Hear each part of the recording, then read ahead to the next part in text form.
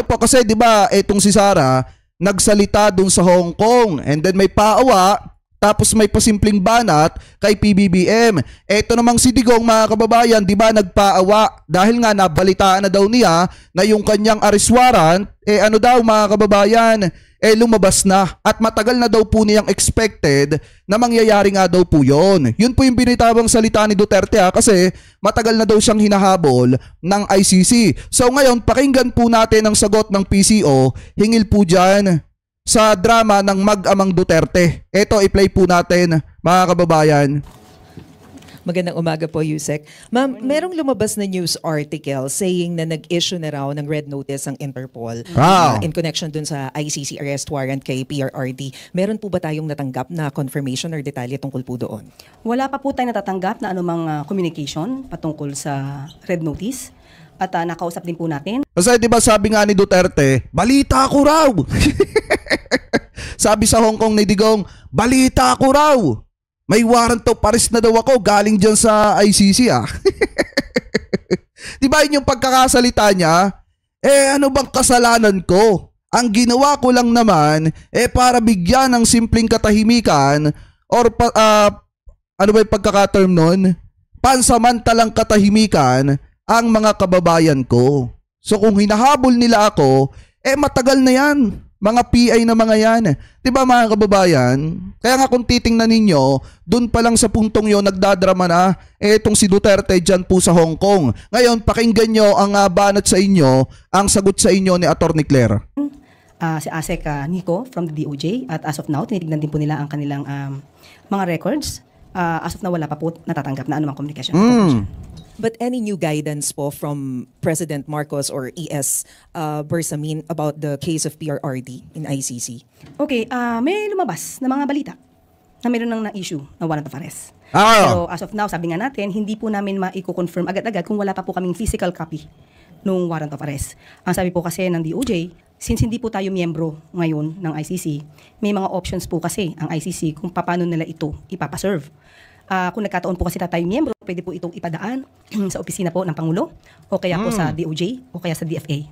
Pero maaari pa rin po tayong ituring ng ICC bilang miyembro at maaaring gawin po yung binanggit ko po mga procedure. Pero nasa kanila po ito kung ito po ay ipapadaan nila mismo doon sa bansa kung nasaan yung taong kanilang kung gustong iserve ng warrant of arrest. Yusek, there's no change when it comes to the policy of the government na hindi pa rin tayo makikipag-cooperate sa ICC unless it's requested by Interpol. Yes, Interpol po tayo makikipag-ugnayan kung hihingin po ng Interpol ang tulong ng gobyerno po, ng pamahalaan. Ma'am, additional point lang. May I have your reaction on the statement of former President Duterte? Sabi niya kasi, what was my sin? I did everything in my time so Filipinos can have a little peace and tranquility. And, well, probably he was joking. He also asked OFWs from Hong Kong na mag-contribute daw ng something para itayo na lang siya ng monumento. Siguro po ang pagdideklara ng isang tao na hero, dapat hindi po siya ang nagsasabi nun. Tama! Bayan ang magsasabi kung siya ay naging hero at paggawan siya ng monumento. Ngayon, patungkol naman po doon sa sinasabi niya na wala siyang kasalanan, marami na po tayong nadinig. Siya mismo po ang umamin sa hearing sa Quadcom at saka sa Senado. Marami siyang inamin. Unang-una, sinabi niya na he encouraged, diba? He ordered the police officers to encourage the suspect to fight. Tama! For what? Anong purpose nun? Ang sabi niya, inamin niya, para magamit din yung depensa. Because kapag lumaban ang isang suspect, maaari itong masabing self-defense on the part of the police officers. Tama! Pero hindi dapat ganoon ang gawin. There should be a due process. We have to give the suspect, any accused, the right for this due process. Hindi tayo dapat laging cut the process. At ang sabi niya, bakit daw ginawa yun? Para mabilis, masulba or marisolba ang problema. Mabawasan agad ang problema. Hindi ganun pamamaraan. Hindi pa ba yung kasalanan? Maybe sa mga taong hindi na biktima ng EJK at bloody tokhang, maaaring nagpupunyagi at umapalakpak. Pero paano naman po yung mga namatayan at yung pamilya na nawalan ng kanilang mahal sa buhay dahil lang sa walang due process na ibinigay sa kanila? Alam niyo, hindi kasi maintindihan ng mga taga-suporta ni Duterte na ang pinag-uusapan natin dito, pinaglalaban natin dito, hindi naman kasi yung mga adik eh. Ang pinaglalaban natin at dinidepensa natin dito, yung mga inosenteng biktima mga kababayan, na nadamay nung panahon ng pagsasagawa ng administrasyon ni Duterte ng kanyang pulisiya patungkol sa paglaban sa ipinagbabawal na bato na naging madugo, mga kababayan, at may mga inosente na nadamay, especially yung mga bata na walang kamuwang-muwang sa kung ano yung nangyayari na nadamay po noong mga panahon na yon. At ang isa pa dito, mga kababayan, na idinidepensa din natin at pinaglalaban natin yung salitang due process. Dapat dumaan, mga kababayan, sana sa due process yung ginawa nilang pamamaraan na kung saan kapag ka nakahuli sila ng kriminal, hanggat hindi nanlalaban, mga kababayan, or hanggat hindi sa pilitan or hanggat hindi gumagawa ng aksyon na makakasakit sa ating mga kapulisan, dapat hinuhuli nila, ina-apply nila yung due process, mga kababayan, kasi karapatan naman ng tao na talagang litisin, karapatan naman ng tao, mga kababayan, na talagang dumaan sa tamang proseso. Yun po kasi ang problema, hindi nasunod nung panahon ng dating administrasyon. Kasi nga mismong si Duterte na nagsabi na talagang minsan ini-encourage nga, pinuprovoke yung isang kriminal or yung isang suspect na manlaban para masabi ng ating mga kapulisan ng mga panahon na yon na nanlaban, kaya napilitan sila napatayin yung tao. Ano po? Anyway, ipagpatuloy pa natin. Salamat po. Ana Badjo, GMA News Online. Ay, shoutout kay Ma'am BMB Irene P. Thank you po sa pakape at saka kay Kuya Arman P. Mega love shoutout po Morning po, Yusek. Ma'am, may we get information na po kaya kung ano po yung naging reason ni DICT Secretary Uy, bakit siya nag-resign? And kung meron na po tayong OIC, sino po yung OIC ng DICT sa ngayon? Okay. Sa ngayon po, wala pa pong nabanggit kung ano mang reason kung bakit umalis or bakit nag-resign si former Secretary Ivan Uy. Patungkol po sa OIC, alam ko na lang po sa inyo, maya-maya lang po, yung kung sino po yung OIC na na-assign. How about ma'am si BARM Chief Minister Ahod Ibrahim? Baka may reason po tayong mabigay bakit po siya napalitan? Ibibigay na lamang po natin ang kasagutan na yan kay Secretary Carlito Galvez. Siya po ang magbibigay ng briefing patungkol po dyan. Ma'am, lilihis lang ako ng... Sabi ni Boy Moro Vlogger, pasikat ka, maligaw ka din dito sa Mindanao. Bakit inyo pa rin ba Mindanao? Out of 60, 42 yung bumoto para ma-impeach etong si Sara. Masasabi mo pa rin ba na inyo pa rin yung Mindanao? Alam nyo kasi, mga kababayan, eto kasi ang problema sa mga tao na katulad po nito, kaya pumapangit ang imahe ng Mindanao kasi may mga utak tanga. Alam niyo yung utak tanga na mga katulad po nito, mga taga-suporta ni Digong, na kung saan ipinapakita nila yung pagiging bayolente nila.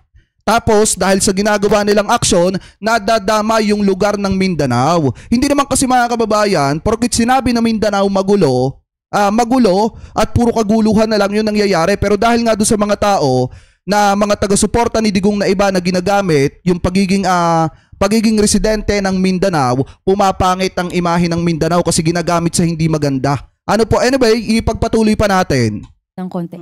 Meron pong may we get palace reaction sa latest statement po ni Vice President Sara Duterte na yung OVP daw po ay iniwan na raw po ng government.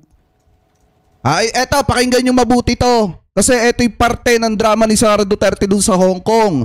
Kasi nga, di ba, may mga binitawang salita kahapon itong si Sara na pagpapaawa dun sa Hong Kong, mga kababayan. Ang pakiramdam at ipinaparamdam niya dun sa mga tao na nakikinig sa kanya na iniwan na ng gobyerno ni PBBM, eto daw pong OVP. So ngayon, pakinggan nyo yung sagot dito ni Atty. Clara.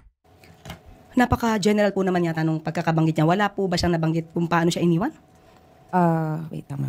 Sabi dito, utak talangkat ka mo, Sir Jake. Hindi, utak tangan tawag ko doon. Iba kasi po yung utak talangka, yun yung humihila ng kapwa pababa. Yung utak tanga kasi ginagamit yung mga salita na hindi po kaaya-aya, mga kababayan, para pasamain yung kanilang lugar. Salamat sa event sa Hong Kong. She said, salamat sa suporta niyo sa akin, sa aking mga kasamahan, sa aming trabaho, sa programa at proyekto ng Office of the Vice President. Maraming salamat po sa inyong lahat dahil kayo lang ang sumusuporta sa OVP. Ang buong gobyerno ay iniwanan na po ang OVP. Yan. Yan na naman po ang nais naman nilang iparating. Maging kaawa-awa ang OVP, maging kaawa-awa ang Vice President. Kung tutuusin po natin, siya po naman ay binigyan ng pagkakataon para ipagtanggol, idepensa ang kanyang proposed budget. Hindi naman po hinahadlangan na magbigay ng tamang budget sa OVP kung ito naman ay maipapaliwanag niya. Kung baga sa thesis, kung ikaw yung nag-submit ng thesis, kailangan mong idepensa. Hindi pwedeng sabihin mo sa iyong panel of judges, kayo na pong bahala magbigay sa akin ng grade, basta yan na po ang thesis ko. So wala pong nang iwan sa kanya, baka po siya po ang nang iwan sa gobyerno. Tama! Thank you, ma'am. Kasi sa totoo lang, iba naman po kasi yung tinatahak na landas ng ating Vice Presidente sa gustong mangyari ng gobyerno. Ang gusto kasi mangyari ng gobyerno sa totoo lang, trabaho, unahin yung trabaho, isang tabi yung politika. Ang gusto mangyari ng ating gobyerno, mga kababayan, ipaglaban yung teritoryo, depensahan yung mga teritoryo, and then tulungan yung mga kababayan nating Pilipino nang walang hinihinging kapalit. Ano ba yung ginagawa ng ating Vice Presidente? Noong panahon na ipinagkatiwala sa kanya ni PBBM ang bansang Pilipinas dahil pumunta ng ibang bansa itong si PBBM, ano ginawa niya? Umattend siya sa rally ng kanyang tatay na kung saan tinatawag na bangag ang presidente saglip na unahin yung trabaho at magtrabaho para sa mamamayang Pilipino. Tapos mga kababayan, nung kasagsagan ng issue ng West Philippine Sea na kung saan hinaharas yung mga kasundaluhan natin dyan sa West Philippine Sea, komento niya ang isa sa pinakahinihintay na mga kababayan nating Pilipino, pero sino ang nakikita natin na malimit nakikipaglaban para sa teritoryo ng Pilipinas? Ang presidente at yung iba mga cabinet member po niya, katulad nitong si Naguib Teodoro. Samantalang itong si Vice President Sara Duterte, iniasa na doon sa testimony ng kanyang kapatid or doon sa statement ng kanyang kapatid na si Pulong yung sagot niya sa West Philippine Sea. And then, nanatili po siya sa stand na no comment, mga kababayan. Kaya nga dun pa lang sa point na yun, iniiwan na niya ang gobyerno ni PBBM. Ano po, ipagpatuloy pa natin. Ivan Mayrina, GMA Integrated News. In that same gathering, Vice President Duterte said that she is not endorsing any candidates for senator. Dahil na-scam na daw po kasi siya. Nabudol na daw siya, apparently referring to the 2022 elections, kung saan tumakbo sila ni Pangulong then candidate Ferdinand Marcos Jr. under the platform of unity and transparency. Kaya ayaw daw po niya kasi nabudol daw po siya. Baka sabihin ng mga tao'y mabubudol na naman sila pag nag-endorse siya. Kung hindi po siya nag-endorso, bakit meron po tayo napapanood na campaign ads na kasama po niya at pinagmamalaki niya ang naging trabaho o performance kung mayroon man ni Senator Bato? Ano po ba ang maitatawag doon? Siya po ba yung nagsasabi ng katotohanan dahil meron po siya in-endorse na kandidato? Pangalawa po, kung na-scam po siya ng Uniteam, is it not the other way around? Hindi naman po siguro inakala din ng miyembro o ng mga miyembro ng Uniteam na mabilis magagastos ni VP Sara yung 125 million pesos na confidential funds in just 11 days. Hindi naman po siguro inisip nila yon at nagbigay ng tiwala sa kanya. Hindi rin po din siguro inisip ng Uniteam noon na siya may mga kakilalang assassin. Naku po! At hindi rin po siguro inisip ng Uniteam noon na ang gustong continuation, kasi parang meron po sinabi na dapat may continuity, pero hindi rin po papayag ang Pangulo na ituloy po yung sinasabing bloody tokhang at EJK. Naku po! Maaaring isa po yung sa mga dahilan kung bakit inayawan din ni VP Sara dahil hindi po lahat ng ginawa ng dating administrasyon ay susundin ng pikit mata ng Pangulo. Thank you. Yan kasi mga kababayan ang mahirap. Gusto nilang hawakan si Presidente Marcos sa liig. Yun yung gustong mangyari. Sa totoo lang mga kababayan, ng kampo nitong si Sara Duterte, ang sundan ni PBBM, yung madugong yapak ni Digong. Ano po na kung saan dapat ipagpatuloy ni PBBM, yung tokhang, and then yung kung ano-ano pa mga kapalpakan na pinaggagawa ni Duterte nung panahon po ng kanyang administrasyon. Yun kasi yung gusto nilang mangyari. Ang gawin nilang tuta at hawak-hawak nila sa liig ang presidente. Kaso nga lang mga kababayan ng mahirap, yung sinasabi nilang weak, marunong pumalag sa kanila. Kaya nga gumawa sila ng napakaraming paraan para mapatalsik sa pwesto etong si PBBM, lalo na noong 2024 na kung saan kasagsagan ng pagsasagawa nila ng iba't ibang rally para lamang mapasipa sa pwesto etong si PBBM kasi nga hindi nila mahawakan sa liig. Ngayon, yung sinasabi nilang weak leader, pumapalag sa kanila. Kaya hindi po nila kinakaya. Tapos alam nyo yung pinakamasaklap pa ngayon, kaya maraming umiiyak. Bukod sa hindi nila kinakaya yung presidente, hindi nila kinakaya yung bagong spokesperson ngayon ng Malacanang. Yung tagapagsalita ng palasyo ng Malacanang mga kababayan. Kasi biruin nyo sa napakahabang panahon na naandyan dyan ang PCO, Ngayon lang natin nasabi mga kababayan na talagang lahat ng problema ng PCO tinapos lang ni Atty. Claire ng ilang minuto lang. At ngayon nga, kita nyo, yung paawa effect ni Sara Duterte at ni Digong, wala tablado agad kay Atty. Claire. Bakit mga kababayan? Kasi direct to the point kung sumagot eh. Kita nyo, tamang-tama agad kay Duterte at saka kay Sara Duterte yung mga sagot ni Atty. Claire. Yan na nararapat. Sa totoo lang, yung mga ganyang klase ng tao ang nararapat sa PCO. Kaya marami ang umaaray, marami ang tinatamaan, marami ang nagre-reklamo ng mga taga-suporta ni Digong kasi direct to the point eh. Kung magsalita, etong si Atty. Claire, alam nga naman, ang gawin ni PBBM, pikit mata na lang, nasusundin yung yapak ni Duterte kahit masakit sa kanyang kalooban na kapwa niya Pilipino yung tinatamaan sa maling pulisiya ng dating presidente samantalang yung mga drug allege or yung mga drug lord allege na mga dayuhan na nagninegosyo ng illegal dito sa ating bansa nakaupo at pasarap buhay habang pinapanood yung mga kababayang Pilipino natin na binabawian ng buhay dahil sa pulisiya ng kanilang mga kaibigan. Ayaw po ni PBBM ng ganon. So tama dito yung sinasabi ni Atty. Claire. Ipagpatuloy pa natin. Ace Romero, Philippine Star. Yusek, balikan ko po yung ICC. When PCO Secretary J. Ruiz issued a statement Sunday, he said, we heard about the supposed arrest warrant against the former president. Can we know exactly what was the basis of Secretary Ruiz, yung basis ng kanyang information for that? Okay, papansinin niyo po, nagbigay po siya ng statement Sunday. Lumabas na po yung article sa Rappler Saturday night, 10:20 p.m. So hindi lang naman po ako, hindi lang din po kayo, hindi lang po si Secretary J. ang nakarinig. Pati po ang Pangulo, ang dating Pangulong Duterte ang nagsabi mismo na siya'y nakadinig. Tama! So hindi naman po pwedeng i-deny Secretary J na wala siyang nadinig patungkol sa issuance ng warrant of arrest.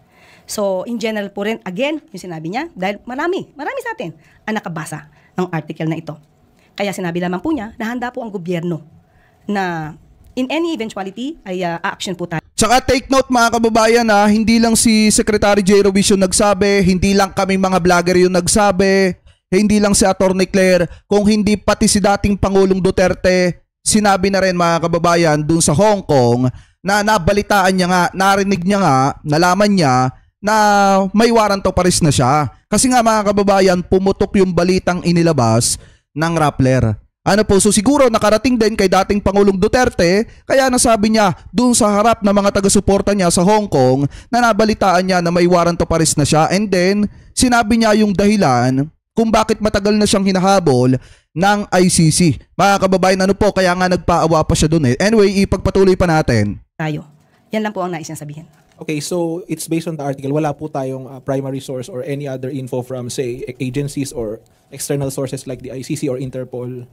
As of the moment po, wala pa po tayong nakukuhang communication, official communication. Pat kung meron na po tayong official copy, ipapakita po agad namin sa inyo. Regarding his statement, Yusek, that the government is prepared for any eventuality, can you elaborate on those eventualities, including yung na-foresee yung worst case scenario in case this happens? Handa naman po ang law enforcement agencies natin. Kung ano po ang sinasabi ng batas, kung kinakailangan po na iserve yung warrant of arrest, because of the request of Interpol, ano man po ang mangyayari, basta po nasa legal, gagawin po yan ng pamahalaan. So the eventualities would be including arestuhin po yung former president. Kung yan po ang nasa sa batas, gagawin po yan. How about unrest or unrest or baka yung mga posibleng gulo na idulot nito, handa rin po? Opo. Kasama po yun sa senaryo. Pipigilan po natin magkagulo. Ang gagawin lamang po talaga natin ay kung ano yung naaayon sa batas. Tama! So, kung tayo naman po, ito naman din po ang pakiusap natin. Kung mangyayari po ito, yung mga tao, ang taong bayan, kung sino man yung mga supporters, makinig na lang po kayo kung ano yung sinasabi ng batas. Huwag na po tayong makialam kung inyo pong ang gagawin ay hindi naman po naaayon or labag sa batas ang inyong gagawin. Tingnan niyo na naman po kung ang pagsisilbi, halimbawa po magsisilbi ng warrant of arrest at lahat naman po ay ayon sa guidelines at ayon sa rules of law. Huwag na lang po sanang maging matigas ang ulo ng ibang taong bayan para pigilan. Hindi, kasi yung mga didisit niya, matitigas ang ulo nila. Hindi nila alam yung procedure ng batas. Sa kanila, ang mahalaga sa kanila, maisalba yung puon po nila. Yun yung mahalaga sa kanila. Pero yung sinasabing sumunod sa proseso ng batas. Hindi marunong makinig yung mga yan. Simpleng pangunawa nga lang ng arrest warrant ng ICC na ipapadaan sa Interpol. Biruin nyo ang sinasabi, kapag ang sinasabi ng mga taga-suporta ni Digong, kahit Interpol pa daw ang makiusap sa Pilipinas, wala daw jurisdiction. Di ba mga kababayan, simpleng pangunawa na nga lang sa proseso hindi pa maintindihan. Paano pa kaya yung pagsunod sa gobyerno? Ito katulad nung nangyari sa panahon po ng pag-aresto kay Pastor Kibuloy. Isa pa yun. Salamat po. And Soberano Bombo Radio. Ma'am, good morning. Just want to go back doon sa kay Ahod Ibrahim, ma'am. May mga report kasi na there might be kaguluhan po daw na mangyayari na dahil nga sa pag-replace kay Ahod Ibrahim as Chief Minister. Alam po ba ito ni Presidente kung ano yung magiging impact sakali na natanggal sa pwesto si Ibrahim, and then yung may instruction ba siya sa Armed Forces of the Philippines and other law agencies, law enforcement agencies, kung anong gagawin sa possible na magkaroon ng unrest po sa BARM?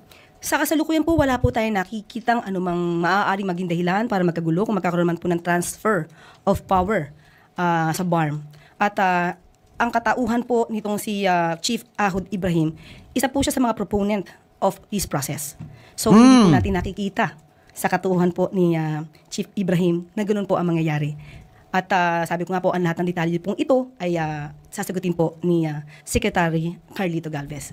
On other issues, ma'am, reaction lang from the palace. Representative Robert Ace Barbers urged Malacanang to also conduct an investigation on alleged granting lease to at least 85 Chinese-owned firms by certain LGUs at mag-ooperate sila at ina-exploit ang coastal waters and agri-land sa Bataan, Zambales, and Pangasinan. So accordingly, eto matatalakay natin to bukas mga kababayan kasi may info ko about dyan. nakaka-apekto po ang kanilang operasyon sa kabuhayan po ng mga local fisher folks. Alam po ba ito ng Malacanang, ma'am? Sa ngayon po, hindi pa po natin nakakausap ang Pangulo patungkol po dyan at aalimin po natin ang pinakahuli na report or reaksyon ng Pangulo patungkol po dyan. Aalimin po natin the soon as possible. Thank you, ma'am. Pia Gutierrez, ABS-CBN. Ay ma'am, regarding yung recent na Tanimbala incident in NAIA, alam na po ba ito ng Presidente? Ano po ang reaksyon niya and kung may directive na po siya to prevent this from happening again? Yes, hindi po maganda kung ito po ay mauulit. So ito po talaga ay paiimbestigahan ng Pangulo at sa tulong po ni DOTR Secretary Vince Dizon. Pag iimbestigahan po ito at kung ito may katotohanan, maaari po na ang nagsagawa nito ay maaari matanggal sa kanyang trabaho. So dapat po ang lahat ng lalo-lalo na po kung mga turista po, mga kapwa Pilipino natin ang magiging biktima ng ganito, hindi po ito papayagan ng Pangulo. So may kailangan po managot kung mayroon dapat managot after thorough investigation. Po kung ano po yung naging pagtanggap ng Pangulo dito sa balita na ito? Nagalit man siya, nadismaya sa nangyari? Ang Pangulo man po kasi ay laging sasabihin na dapat munang imbestigahan. Hindi po kasi siya agad nagbibigay ng kanyang konklusyon hanggat hindi po kumpleto ang pag-iimbestiga na dapat gawin. Christian Yusores, Radio 630. Good afternoon po, Yusek. Yung tungkol naman po doon sa kaso sa immigration na pinatakas di umano yung isang Korean fugitive. Ito. Ng Presidente, tsaka ano po yung reaction niya, especially at the top po na hindi pa resolve yung case noon na pagtakas din nila dating Mayor Alice Go. Opo, nagkaroon na po ng press briefing ang Bureau of Immigration sa pamamagitan po ni Commissioner Viado. At ito po ay nahuli agad. Agad-agad po nahuli ito. At ayon po sa kanilang investigasyon ay mayroon pong sangkot na mula taga Bureau of Immigration. Kaya dapat, hindi naman nagbabago yung pananaw natin dito. Kaya dapat magkaroon ng balasahan dyan po sa BI. Yun po yung pinakamainam at pinakamaganda, magkaroon ng balasahan dyan sa BI, itira yung mga maayos na empleyado, yung hindi na mga nagtatrabaho ng maayos, palitan na ng mga panibagong tao na desidido at maayos magtrabaho at tapat sa gobyerno at sa taong bayan. Ano po dapat ganon ang ipinapalit ng mga trabahador, hindi yung tapat sa salapi ng mga dayuhan. Ano po, anyway, ipagpatuloy pa natin. Pero hindi ko sinasabi lahat ng taga-BI ganon kasi kita nyo naman, nakita natin doon sa balita, yung tatlong taga-BI mga kababayan, pinatakas yung isang fugitive na Koreano. So ngayon, ang pananaw natin dyan, dapat magkaroon ng balasahan. Ano po, ipagpatuloy pa natin. Kaya po itong dalawang to nasangkot at malamang po ay mayroon pang iba at iniimbestigahan pa po, ay tinanggal agad-agad sa kanilang posisyon at ngayon po ay sinampahan na nga rin po ng kaso sa DOJ. Ang kaso pong sinampahan nila yung violation Article 223 ng Revised Penal Code, conniving with or consenting to evasion. Meron pa pong so yun po ang mga ibang mga kinaso niya po at alamin pa rin po natin kung ano pang maliban pa po sa criminal case, nagpe-prepare na rin po sila ng administrative case para dito sa mga sangkot sa nasabing pagtakas. Tama lang yan. Sorry po. Sa institution ma'am ng BI, may directive po bang specific ang Pangulo kung kailangan bang linisin? Kasi this is not the first time na na-involve ang impeachment sa mga ganitong klase ng kaso po. Opo. Kapag ka po ganyan may nangyayaring anomalya, hindi po ito pinapalagpas ng Pangulo. Tama! Lagi po ito sinasabihan kung sino man po yung pinaka-head ng agency na kung dapat magkaroon ng investigasyong maagaran, dapat gawin po at dapat bigyan ng solusyon ang anumang issues o problema. Thank you po. Alvin Baltasar, Radio Pilipinas. Pinakamainam. Kasi babalik lang ako doon sa onset ng tag-init. Any directive coming from the President on sa mga concerned government agencies? So ito, wala na to mga kababayan, iba na to. So maliwanag naman dito, kung babalikan po natin yung mga binitawan salita dito ni Attorney Claire, talagang sapul na sapul. Mga kababayan, ito pong kampo ni Digong. Kahit ngayon mag-amang Duterte, hindi nakaligtas eh. Kasi nga mga kababayan, di ba, pumunta ng Hong Kong para magpaawa dun sa mga miyembro ng KOGC at yung mangilan-ngilan na mga taga-suporta ni Duterte dun sa Hong Kong, kung titingnan nyo yung pagpapaawa nila kahit kasinungalingan na yung iba, yung sinasabi nila, dire-diretso pa rin sila.